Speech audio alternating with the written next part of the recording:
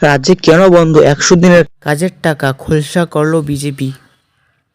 নিজস্ব সংবাদদাতা বঙ্গ বিজেপির টুইটার হ্যান্ডেল থেকে তীব্র ভাষায় মুখ্যমন্ত্রী মমতা বন্দ্যোপাধ্যায় ও পশ্চিমবঙ্গ সরকারকে আক্রমণ করা হয়। টুইটারের বঙ্গ বিজেপি অভিযোগ করে,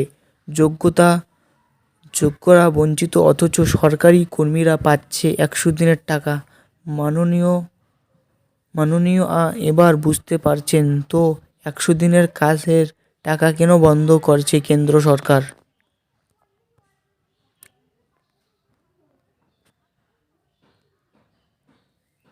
এরকমই খবর পেতে আমার চ্যানেলটি সাবস্ক্রাইব করে বেল আইকনটি অলে প্রেস করে রাখুন নতুন খবর জানার জন্য। ধন্যবাদ।